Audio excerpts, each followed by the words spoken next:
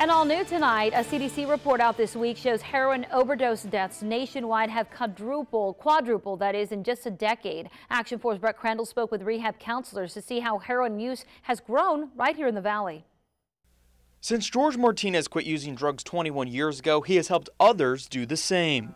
This is really a terrible epidemic that's going on right now. And if we don't get a hold of it as a community, as a city, it's going to devour the youth around here. A CDC report out Tuesday shows heroin use over the past decade has more than doubled among young adults ages 18 through 25. Now director of Outcry in the Barrio Rehab Center in Pharr, Martinez says the findings don't come as a surprise. I've seen them at 12 years old already doing heroin.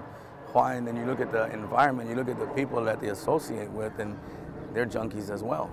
According to the study, those most at risk are non-Hispanic whites, males, 18 to 15-year-olds, those who live in large metro areas, people addicted to prescription opioid painkillers, marijuana, or like Eddie Garza, addicted to cocaine.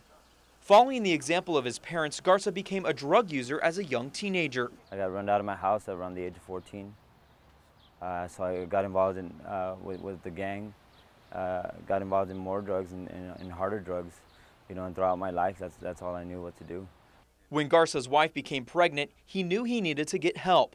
Now he is about to graduate from the Outcry's 6-month rehab program. I figured I'm a drug addict. I'm not going to be able to give a good I'm not going to be able to be a good example for my kids.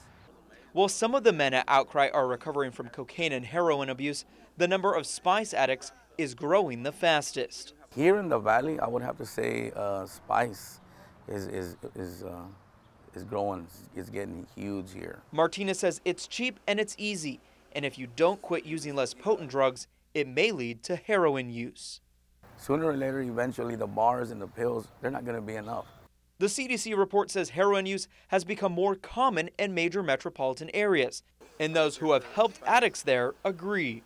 And in San Antonio, it's a lot more open, a lot more heroin, a lot of crack, alcohol. It's more out in the streets. You can see it everywhere. Here in the Valley, it's in the low key. More hidden, it may be harder to overcome. In Pharr, Brett Crandall, Action 4 News.